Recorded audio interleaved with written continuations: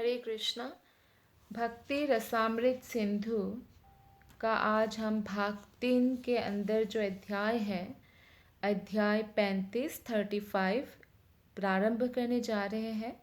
इस अध्याय का शीर्षक है ईश्वर का शांत प्रेम, शांत भक्ति रस। श्री रूप गोस्वामी, जो कि भक्ति रसामृत सिंधु पुस्तक के लेखक हैं, उन्होंने नित्य भगवान की सादर स्तुति किया है, जो अतीव सुंदर है और जिनकी दिव्य प्रेमा भक्ति में शुद्ध भक्त सदैव तल्लीन रहते हैं। भक्ति रसामृत सिंधु के इस तृतीय भाग में 5 प्रारंभिक प्रकार की भक्ति का वर्णन हुआ है: शांत, दास्य, सख्य, वात्सल्य, माधुर्य भक्ति। जब कोई अपने दिव्य पद को सचमुच बनाए रखने में समर्थ होता है तो उसकी यह अवस्था शांत भक्ति कहलाती है।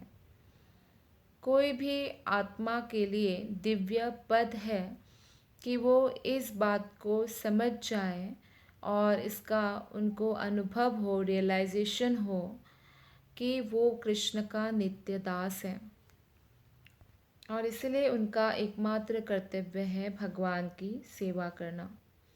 वस्तुतः परम पुरुष के सानिध्य से प्राप्त होने वाला जो दिव्य आनंद है, जो कृष्ण भक्ति में जो कोई भी व्यक्ति दिव्य आनंद को प्राप्त कर सकते हैं, वो निर्विशेष ब्रह्म की अनुभूति में प्राप्त नहीं हो सकता है क्योंकि इसमें भक्ति में भगवान के नित्य स्वरूप से हमारी प्रत्यक्ष भेंट होती है।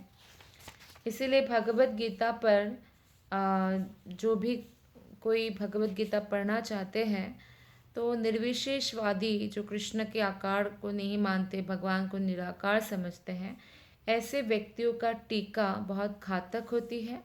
घातक का अर्थ है कि किसी व्यक्ति को वो भगवत गीता के जो सही तात्पर्य है उसे भ्रमित कर सकते हैं, क्योंकि वो लोग अपने ढंग से, अपने हिसाब से उस श्लोकों की व्याख्या करते हैं। लेकिन फिर भी यदि कोई निराकारवादी या निर्विशेषवादी भी शुद्ध भक्त के संसर्ग में आए, भक्तों के संगति करे, तो वो भी उस उच्च दिव्य स्थिति को प्राप्त कर सकते हैं जिसमें वो भगवान के प्रत्यक्ष भेंट कर सकते हैं। इसलिए महर्षियों को भगवान के स्वरूप की पूजा करने की सलाह दी जाती है, क्योंकि भगवान श्री कृष्ण ने स्वयं भी श्रीमद् भागवतम में उद्धव को बताते हैं कि किस प्रकार भगवान की विग्रह यानी मूर्त को किस प्रकार सेवा करनी चाहिए जिससे कि वो कृष्ण प्राप्त हो सके। भगवान की, कृष्ण की मूर्ति की पूजा को जो नॉर्मल लोग मूर्ति पूजा कहते हैं उसके साथ तुलना नहीं करना चाहिए, क्योंकि भगवान का जो विग्रह है वो एक अवतार, अर्च अवतार माना गया है। और ये जो अर्च अवतार की पूजा होती है उसमें भगवान स्वयं आके उसके द्वारा रेसिप्रोकेट करते हैं, भक्तों के साथ प्रेम का आदान प्रदान करते हैं। इसकी बहुत सारी कथाएं हैं, जैसे कि साक्षी गोपाल है जो साक्षी देने के लिए एक गरीब ब्राह्मण के साथ चल पड़े, और बहुत सारे आचार्यों के कथाएं हैं। तो जिससे हमें पता चलता है कि भगवान एक मूर्ति नहीं है पत्थर के, भगवान स्वयं आके उसमें विराजमान होते हैं। और ऐसा नहीं कि विसर्जन कर दिया, उस व्यक्ति का देहांत हो गया, शरीर छोड़ के वैकुंठ चले गए तो मूर्ति का विसर्जन नहीं होता है, वो पीढ़ी दर पीढ़ी चलता रहता है। तो अच्छे विग्रह की पूजा डिफरेंट होता है और इससे दिव्य आनंद प्राप्त होगे।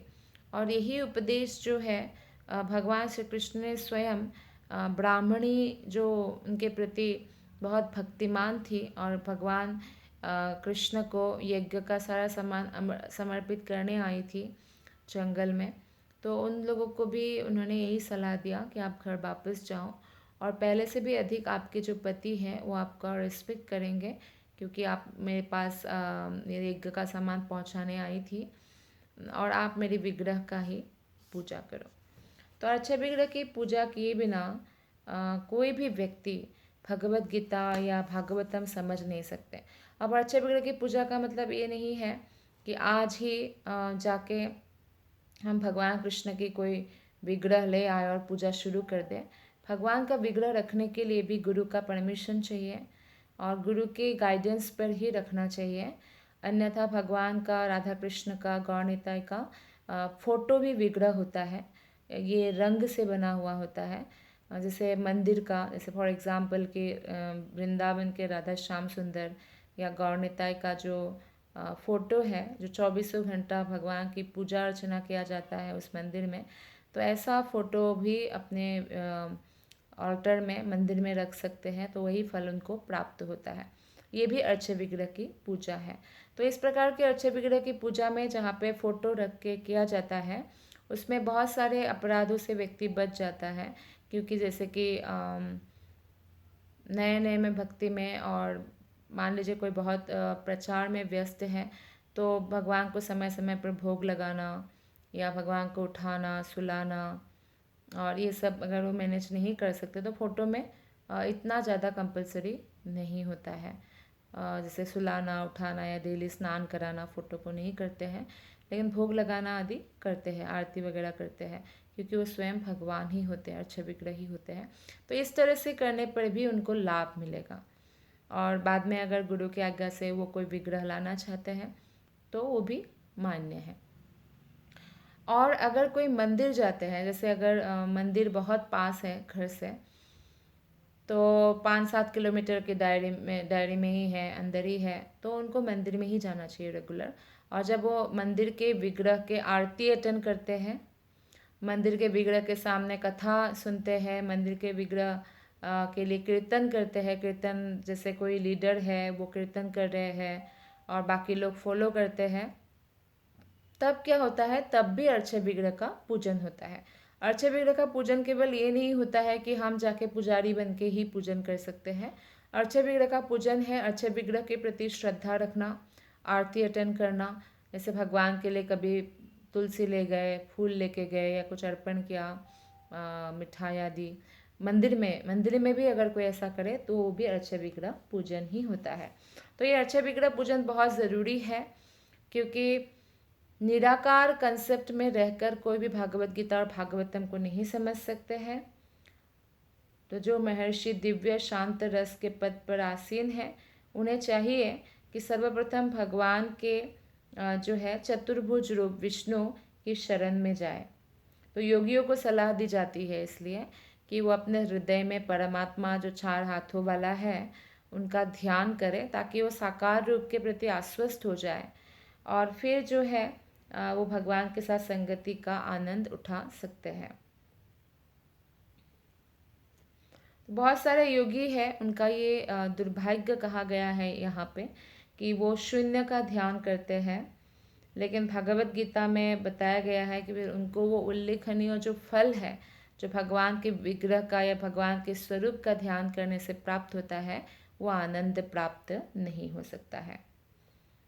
जब कुछ महात्माओं ने तपस्या के पश्चात भगवान विष्णु के चतुर्भुज दिव्य रूप का दर्शन किया, तो उन्होंने कहा, नील रंग वाले चतुर्भुज भगवान समस्त आनंद के आगार एवं प्राण के केंद्र बिंदु है।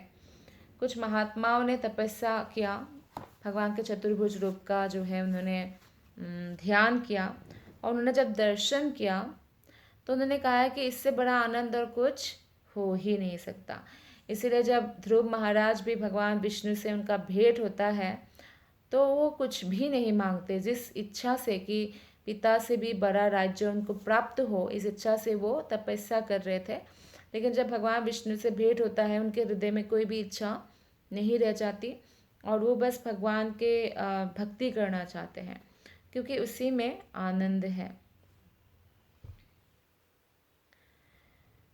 तो जब हम भक्तों के साथ या प्रामाणिक गुरु के अधीन होकर भगवान के सेवा में लगे रहते हैं, भगवान के शाश्वत रूप का दर्शन करते हैं, तो भगवान के सौंदर्य पर अत्यंत मुग्ध हो जाते हैं। संतों द्वारा भगवान विष्णु की यह प्रशंसा शांत रस की स्थिति का उदाहरण है। तो जैसा कि भगवत गीता में कहा गया है, मनुष्य लालसा या विषाद से रहित होकर प्रफुल्लित बनता है और उसे विश्वसनीय दृष्टि प्राप्त होती है जब भक्त शांत रस में स्थित होता है। वो भगवान के विष्णु रूप का प्रशंसक बन जाता है। वास्तव में संपूर्ण वैदिक संस्कृति का लक्ष्य क्या है? कृष्ण को समझना। भगवत गीता में भी भगवान श्री कृष्ण ने यही बताया कि समस्त वेदों का एक ही लक्ष्य है, मुझे समझना, मुझे जानना। ऋग्वेद के एक मंत्र में कहा गया है कि कोई भी उन्नत संत पुरुष सदैव विष्णु के चरण कमलों के ध्यान में स्थिर होने की आकांक्षा करता है। तो जो उन्नत मानदंड के भक्ति में उन्नत मानदंड के हैं या आध्यात्मिक दिशा पर उन्नत अवस्था को प्राप्त है, वो हमेशा कृष्ण के चरण कमलों का ध्यान करते हैं, उसी में मन को स्थिर रखते हैं। श्रीमद् भागवत में कहा गया है कि मूर्खों को यह पता ही नहीं रहता कि विष्णु ही जीवन के चरम लक्ष्य है। समस्त प्रामाणिक वैदिक शास्त्रों का यही निर्णय है कि जब मनुष्य विष्णु की प्रशंसा करने लगता है तो समझिए कि उनकी भक्ति का शुभारंभ हो रहा है।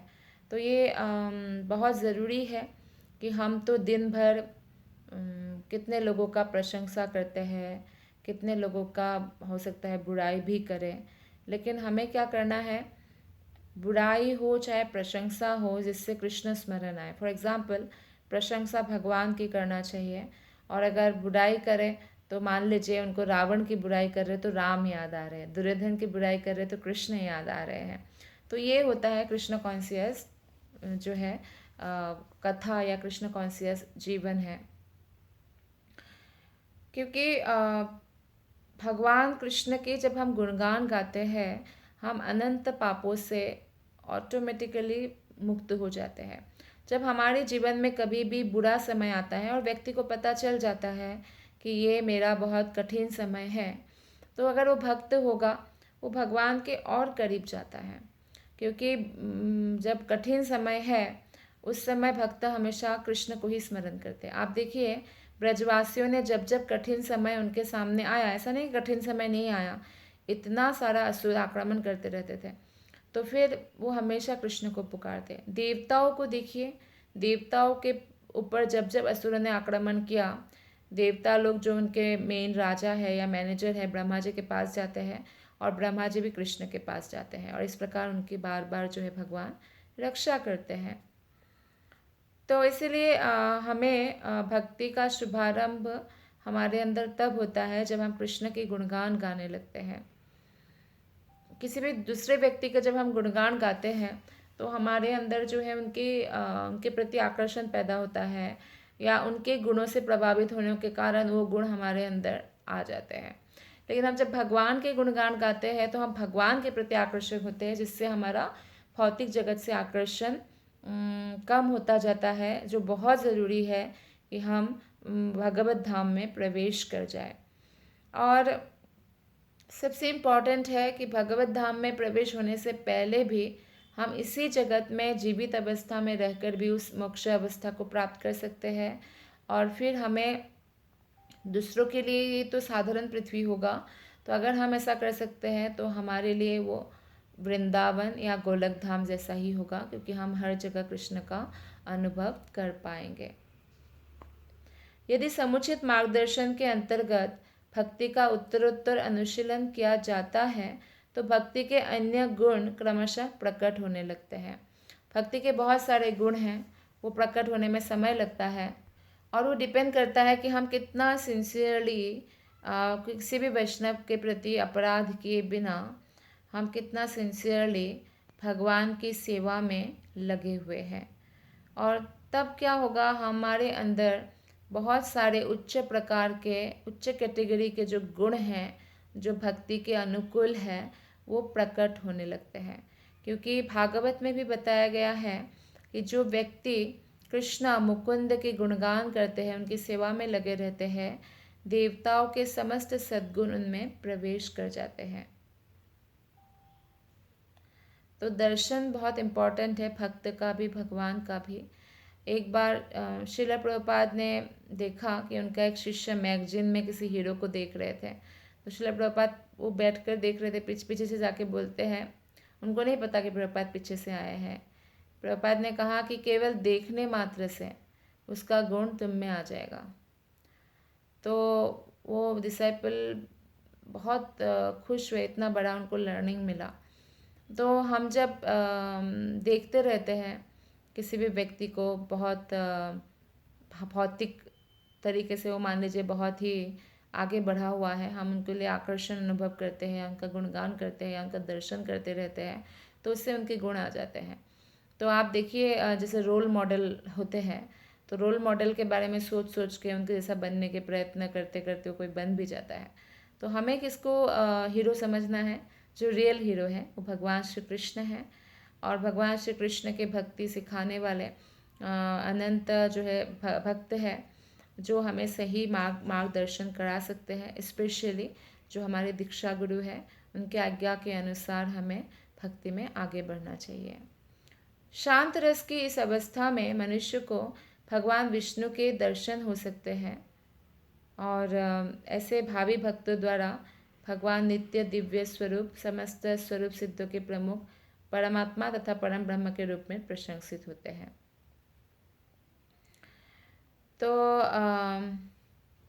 शांत रस की यह अवस्था जो है शुद्ध भक्तों की संगति करने से प्राप्त होंगे, और निराकारवादियों को भी प्राप्त हो सकता है जब वो शुद्ध भक्तों की संगति करे। अन्यथा शांत रस की अवस्था प्राप्त करना संभव नहीं है निराकारवादियों के लिए। ब्रह्म साक्षात्कार के बाद जब मुक्तात्मा भगवान के शुद्ध भक्त के संपर्क में आता है और भगवान कृष्ण के उपदेशों को बिना मिनमेष के विनीत भाव से ग्रहण करता है, तो भक्ति के शांत रस के पद को प्राप्त करता है। तो शांत रस प्राप्त करने के लिए स्थिर जिसमें हो जाता है व्यक्ति, भगवान के चरण कमलों में मन का स्थिर हो जाता है, उसके लिए भी कृष्ण का जो उपदेश है, जो भगवत गीता में दिया गया है, तो लोग बोलते हैं भगवान ने कहाँ कहा है ऐसा करो वैसा करो। भगवत गीता में कहा है भगवान ने भागवतम में कहा है ऐसी बातें। तो इन सब का हमें पालन करना चाहिए। जैसे अभी हम पुस्तक पढ़ रहे भक्ति रसामृत सिंधु, तो इसमें कहा है भगवान ने भक्तों के माध्यम से, और भक्त रूप गोस्वामी पाद जो रूप मंजरी है गोलक धाम में, तो राधा रानी की प्रधान मंजरी में से है। तो शांत रस में स्थित संत पुरुषों का सर्वोत्तम उदाहरण है 4 कुमार ब्रह्मा के पुत्र सनक, सनंदन, सनातन, सनत कुमार। ये चारों महात्मा जो है जन्म के बाद, एक्चुअली ब्रह्मा जी ने सब कुछ सृष्टि किया था मन से, मानस पुत्र है कि सृष्टि करो इसलिए, लेकिन चारों के चारों पुत्र ने मना कर दिया था। जन्म के बाद जब इनके पिता ने इन्हें गृहस्थ बनकर मानव समाज की वृद्धि करने का आदेश दिया, तो चारों बच्चों ने, इन्हें चारों कुमारों ने ठुकरा दिया। उन्होंने कहा कि हमने पहले से पारिवारिक जीवन में ना फंसने का निश्चय किया है, हम अपनी सिद्धि के लिए साधु ब्रह्मचारी के रूप में रहेंगे।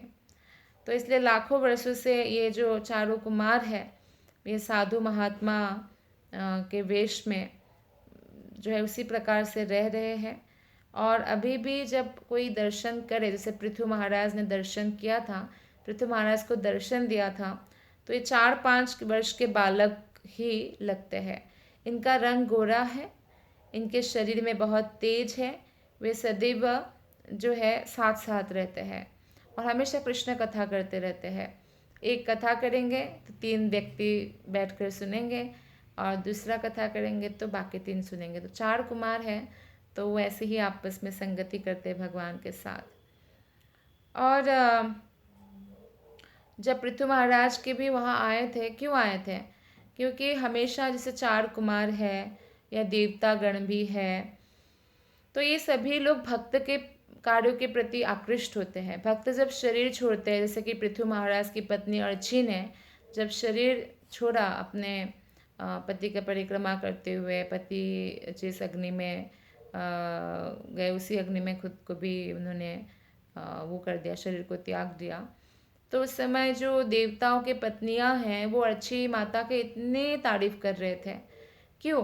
क्योंकि देवगण भी कृष्ण भक्त या कृष्ण भक्त की एक्टिविटीज़ या उनका जब भगवत धाम जाने का समय आता है, उन सब चीज़ देखकर बहुत प्रशंसा करते हैं, फूल भी बरसाते हैं। लेकिन ऐसा नहीं है कि आप भौतिक जगत में आप कितना भी ज़्यादा अच्छा कार्य कर लो, मान लीजिए ओलंपिक में किसी ने बहुत कुछ अच्छा खेला या क्रिकेट में, तो ये सब देखने देवतागण नहीं आते हैं, केवल भक्तों के लिए आते हैं। तो इसी से भी हमें पता चलता है कि अगर देवता भी संतुष्ट होते हैं तो एकमात्र भगवान श्री कृष्ण की भक्ति करने से। चारों कुमारों ने अपनी एक स्तुति में यह घोषणा की है, हे मुकुंद मोक्षदाता कृष्ण, जब तक कोई संत पुरुष आपके सच्चिदानंद स्वरूप को, जो नवविकसित तमाल वृक्ष के समान श्याम वर्ण का है, नहीं देख पाता, तभी तक उसे ब्रह्म का निर्विशेष स्वरूप निराकार अत्यंत सुहावना लगता है। तो इतना सुंदर बात चारों कुमारों ने कहा। चारों कुमार पहले निराकारवादी ही थे, लेकिन जब उन्होंने एक बार वैकुंठ में प्रवेश किया और भगवान विष्णु के चरण कमलों में प्रणाम किया, तो भगवान विष्णु के चरणों में चढ़ा हुआ जो तुलसी और तुलसी मंजरी है, उसका खुशबू उनके नाक में, नसिका में प्रवेश किया और तुरंत वो साकारवादी बन गए। और साकारवादी बनने के बाद ही उन्होंने ये बात कहा है कि जब तक भगवान कृष्ण का कोई दर्शन नहीं करते हैं तभी तक उनको लग सकता है कि निराकार में ही मैं विलीन हो जाऊं, और एक बार जब कृष्ण के बारे में पता चल जाता है, दर्शन करते हैं, तो ऐसा कभी नहीं करेंगे।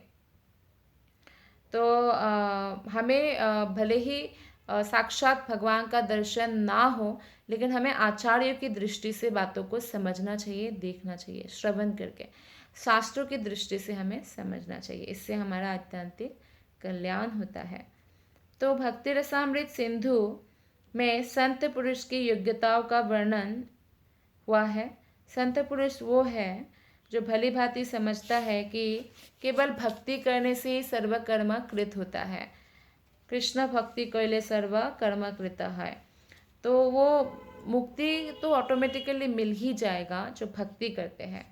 वो सदैव वैधि भक्ति में रहते हुए भवबंधन से छूटने की कामना करता है।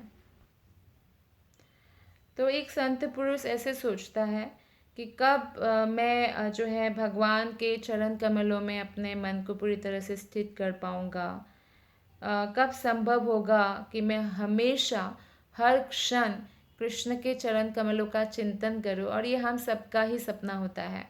तो ये संत, क्योंकि संत पुरुष लोग ऐसा जो है वो इच्छा करते हैं, और ऐसी इच्छा से और बड़ा इच्छा और कुछ भी नहीं हो सकता है।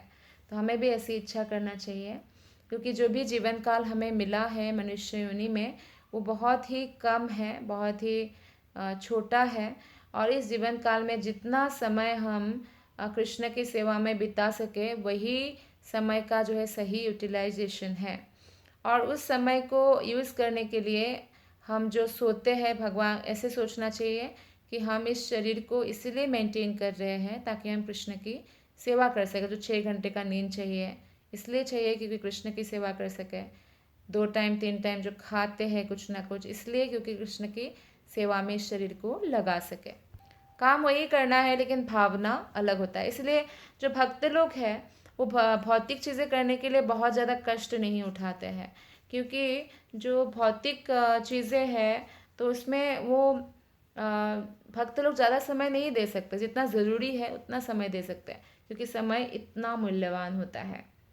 या अपने शरीर को कोई कष्ट नहीं दे सकते, क्योंकि शरीर का एनर्जी जाता है ना कोई भी कार्य करने से, तो वो उतना ही करते हैं जितना शरीर को ज़रूरत होता है करने के लिए किसी उद्देश्य से।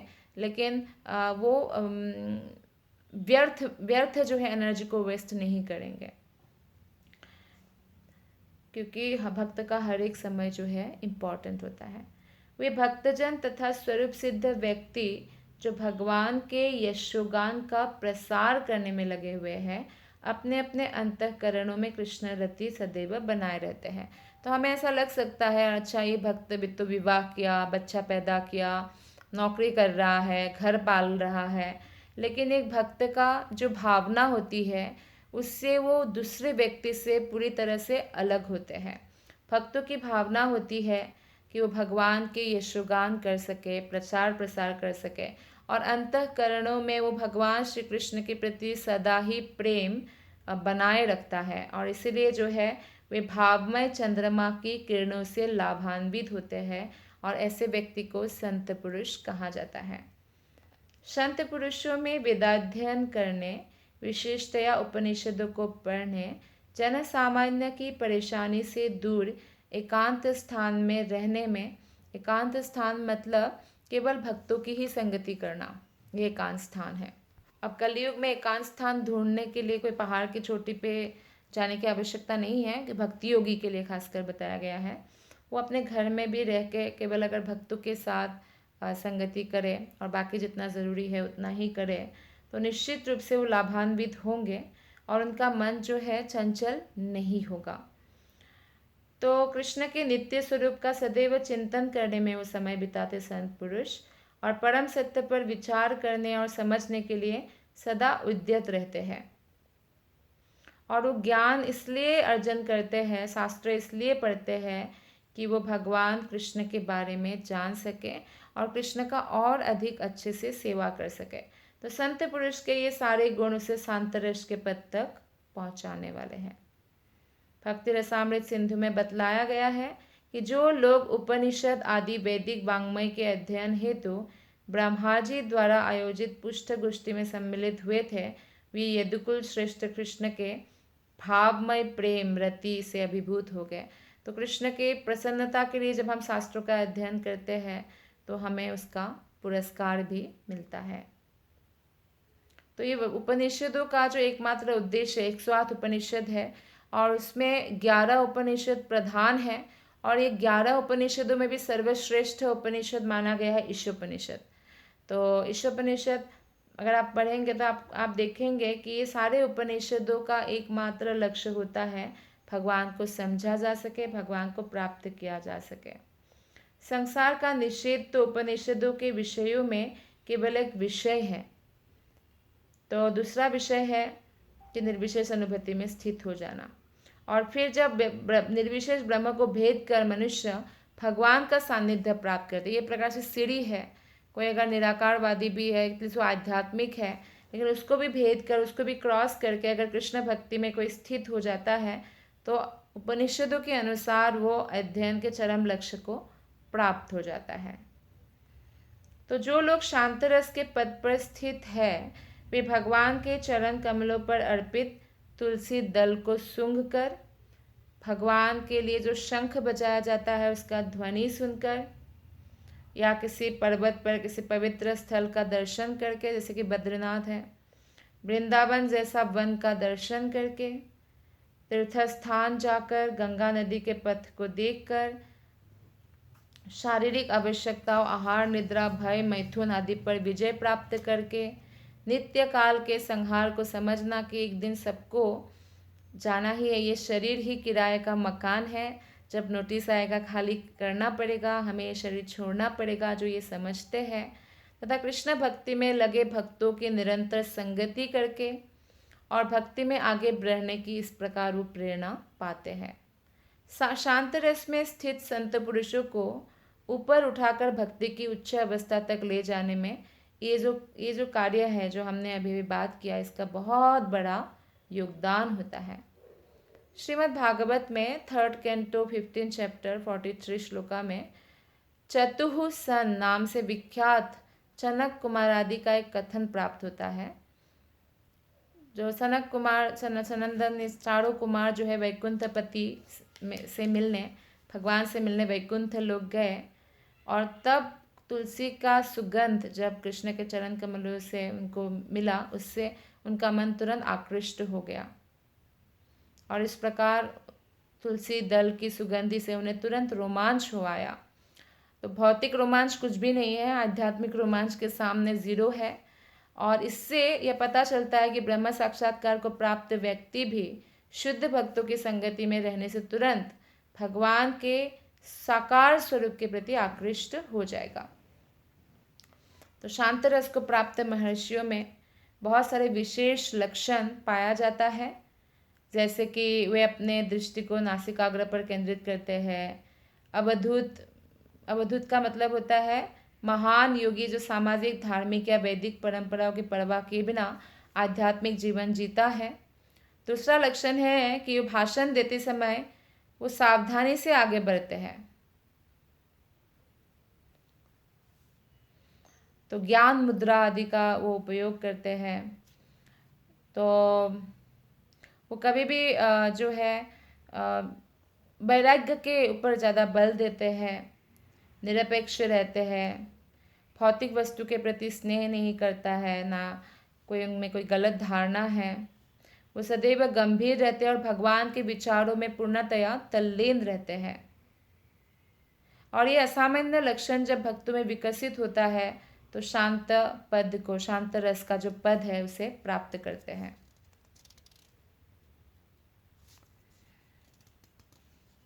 तो कभी कभी ऐसा भी होता है कि शांत रस में भक्त जम्भाई लेता है, अंग को फैलाता है, जैसे अंगराना, अंगराना बोलते ना, अंगराई लेना, ऐसा। और भक्ति का उपदेश देता है, भगवान को सादर नमस्कार करता है, दंडवत प्रणाम करता है, भगवान की सुंदर स्तुति करता है और अपने शरीर से उनकी प्रत्यक्ष सेवा करना चाहता है। ये इच्छा जागृत होती है। ये कतिपय सामान्य लक्षण है शांत रस में जो स्थित भक्त है उसका। एक भक्त ने दूसरे भक्त को जम्भाई लेते देखकर उससे कहा, हे योगी, मेरे विचार से तुम्हारे हृदय में कोई ना कोई भक्ति प्रेम अवश्य है, जिससे तुम जम्भाई आ रहे हैं। तो ऐसा उच्च अवस्था होता है मन का कि कोई जम्भाई ले रहे दूसरा भक्त, तो एक भक्त को ऐसा प्रतीत हो रहा है कि प्रेम के कारण शांत रस में, जैसे यहाँ पे बताया गया है, जम्भाई भी आ सकता है। तो इस प्रकार जो लक्षण दिखाई देता है अष्टविकार आदि, जैसे यहाँ पे बताया गया है कि शांत रस में भी भक्त जमीन पर गिर पड़ता है, उसके शरीर के रोंगटे खड़े हो जाते हैं, रोमांच हो जाता है भगवान के प्रेम में, और उसका सारा शरीर कांपने लगता है, ऐसा भी हो सकता है। तो इस प्रकार विभिन्न जो है समाधि के लक्षण ऑटोमेटिकली प्रकट होने लगता है। भक्ति रसामृत सिंधु में कहा गया है कि जब भगवान कृष्ण अपना पांचजन्य शंख बजा रहे थे तो पर्वत की गुफाओं में बहुत सारे बड़े बड़े ऋषि मुनि आदि निवास करते हैं, भगवान पर ध्यान लगाते हैं। तो वो लोग अपने अपने समाधि में थे। तो भगवान के पांचजन्य शंख की ध्वनि सुनकर समाधि से वो खड़े हो गए, जो है तुरंत जग गए, और उन्होंने देखा कि उनके शरीर में आध्यात्मिक जो है रोमांच पैदा हुआ है, रोंगटे खड़े हो गए हैं। और शांत रस में भक्तगण जैसे बाकी लक्षण हैं, स्तंभित हो जाना, शांत, प्रफुल्ल, सावधान होना, चिंतनशील, उत्सुक, दक्ष और तार्किक हो जाते हैं। ये लक्षण स्थायी भाव के सूचक है। एक बार ऐसा हुआ कि एक आत्मज्ञानी साधु को ये पश्चाताप था कि भगवान कृष्ण द्वारका में निवास करते हैं, अतएव वो उनके दर्शन नहीं कर पा रहा। तो ये सोचकर जो है वो तुरंत स्तंभित हो गए। वो सोच रहा था कि वो अपने समय का अपव्यय मात्र कर रहा है। एक्चुअली भगवान के प्रति विरह भाव उनको उत्पन्न हो गया, शोकग्रस्त हो गए कि भगवान के साक्षात रहने पर भी ध्यान के कारण उसका लाभ नहीं उठा पा रहे। वो ध्यान में है, भगवान का साक्षात लाभ या भगवान का दर्शन या साक्षात सेवा नहीं कर पा रहे हैं। और जब योगी समस्त प्रकार के मनोधर्म से ऊपर उठकर ब्रह्म में स्थित होता है तो इस दशा को बोला जाता है समाधि। और ये सब भौतिक धारणाओं से टोटली अलग होता है। और भौतिक धारणा में रहने वाले व्यक्ति इन सब चीज़ों की कल्पना नहीं कर सकते या सोच नहीं सकते या समझ नहीं सकते हैं। तो जब स्थायी समाधि की अवस्था को कोई प्राप्त होते हैं, वो भक्त कृष्ण के नित्य स्वरूप के सानिध्य में आता है और उसका दिव्य जो आनंद है वो और करोड़ों करोड़ों करोड़ों गुना बढ़ जाता है। एक बार एक महान मुनि ने किसी दूसरे से पूछा, मित्रवर, क्या आप यह सोचते हैं कि अष्टांग योग सिद्धियों को पूरा करने के बाद मैं भगवान के नित्य स्वरूप का दर्शन कर सकूंगा? तो उनको जिज्ञासा हो रहा है, कृष्ण के दर्शन करने के अभिलाषी है। सूर्य ग्रहण के अवसर पर जब कृष्ण ज्येष्ठ भ्राता बलराम तथा उनकी जो बहन है सुभद्रा के साथ रथ में बैठकर कृष्ण कुरुक्षेत्र आए तो वहाँ अनेक योगी भी आए थे। और जब, क्योंकि सूर्य ग्रहण के समय व्यक्ति जो है तीर्थ स्थान पर जाते हैं, तो इन योगियों ने कृष्ण और बलराम को देखा तो तुरंत भाव में आ गए, जैसे चीख पड़े। और भगवान के श्रेष्ठ शारीरिक तेज को देख लेने के बाद अब उन्हें कोई निर्विशेष ब्रह्म साक्षात्कार का जो आनंद है उसके प्रति कोई आकृष्ट नहीं हुए, कृष्ण के प्रति आकृष्ट हो गए। तो इस प्रसंग में एक योगी कृष्ण के पास जाकर बोलता है कि हे प्रभु, आप सदैव दिव्य आनंद से पूरित रहने के कारण अन्य समस्त आध्यात्मिक पदों को मात कर देते हैं। तो आपका दर्शन करके मैं इस निष्कर्ष पर पहुंचा हूँ कि मुझे निर्विशेष ब्रह्म के दिव्य आनंद में स्थित रहने की कोई आवश्यकता नहीं है, और इस प्रकार वो भगवान श्री कृष्ण के जो है सेवक बन जाते हैं। और जब कृष्ण के पांचजन्य शंख की ध्वनि सुनकर एक योगी का ध्यान भंग हुआ तो इतना भाव विभल हो गया कि रोने लग गए। आंखों से अश्रु, प्रेम अश्रु निकल आया। ये हमारे जो काजल है वो आंखों को सुंदर नहीं बनाता, जितना कृष्ण के प्रेम में निकला हुआ प्रेमाश्रु सुंदर बनाता है। और इस तरह वो ब्रह्म साक्षात्कार या निराकार ब्रह्म में विलीन होने का जो उनका इच्छा है उसका तिलांजलि कर दिया। बिल्वामंगल ठाकुर ने अपनी कृति कृष्ण कर्णामृत में कहा है, निर्विशेषवादी निर्विशेष ब्रह्म की पूजा करके दिव्य साक्षात्कार विधि में लगे रहे। यद्यपि मैं भी ब्रह्म साक्षात्कार मार्ग में दीक्षित हुआ था, लेकिन एक नटखट बालक जो अत्यंत चतुर है, कृष्ण स्वयं जो है बोलते हैं बिल्वामंगल ठाकुर कि मुझे अपना सर्वेंट बना लिया, दासी बना लिया। तो इसीलिए निराकार ब्रह्म में जाने का जो विधि है उसको मैं भुला दिया हूँ। तो पहले इसका मतलब है कि पहले वो निराकारवादी ही बने थे, और निराकारवादी से साकारवादी बनने वाले ऐसे अनेक भक्त हैं। साकारवादी से निराकारवादी बनने का आपको कोई उदाहरण नहीं मिलेगा, लेकिन बिल्वामंगल ठाकुर जैसे बड़े भक्त भी उसमें वो दीक्षित हुए थे, लेकिन बाद में वो अनुभवी भक्त बन गए। ऐसे ही सुखदेव गोस्वामी पहले निराकारवादी थे, फिर वो साकारवादी बन गए।